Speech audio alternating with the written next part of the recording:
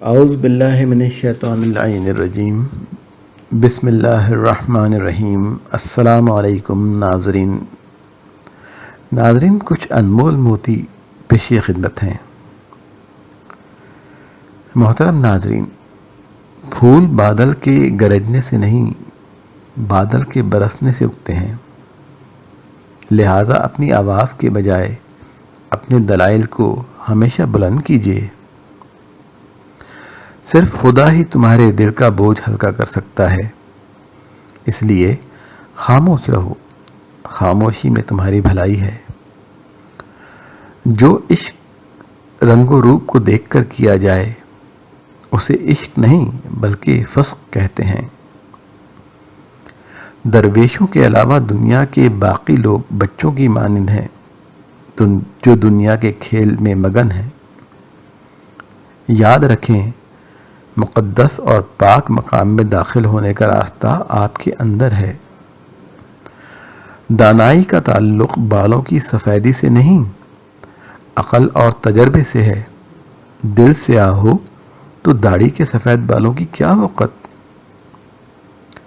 اگر میرا علم مجھے انسان سے محبت کرنا نہیں سکھاتا تو ایک جاہل مجھ سے 1000 درجہ بہتر ہے۔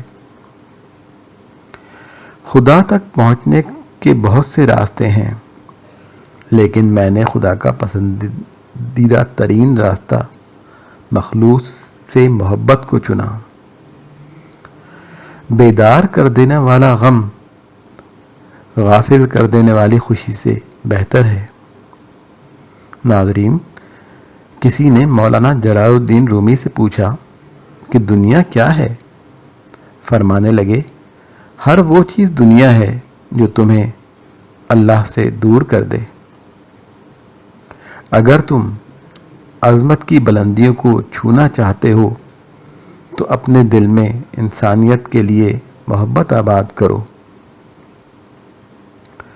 جب انسان کی آنکھوں سے آنسو بہتے ہیں تو اس پر رب کی رحمت برستی ہے۔ خاموشی سمندر ہے اور گفتگو نہر کی طرح ہے۔ تجھے سمندر تلاش کر رہا ہے، تو نہر کی تلاش نہ کر۔ تمہاری روح کے لیے اس سے بڑھ کر کوئی مرض نہیں کہ تم خود کو کامل سمجھنے لگو۔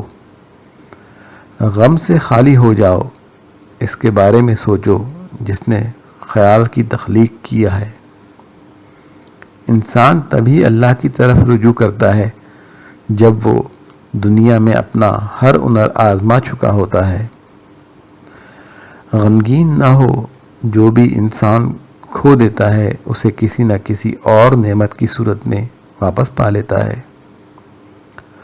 دوستی کی کشتی میں پہلا سوراخ شک کا ہوتا ہے۔ صرف مال و دولت ہی نہیں، عقل، ادب، چہرہ، اولاد اور علم بھی رزق ہے۔ اللہم صلی علی محمد و آل محمد وعجل فرجہم۔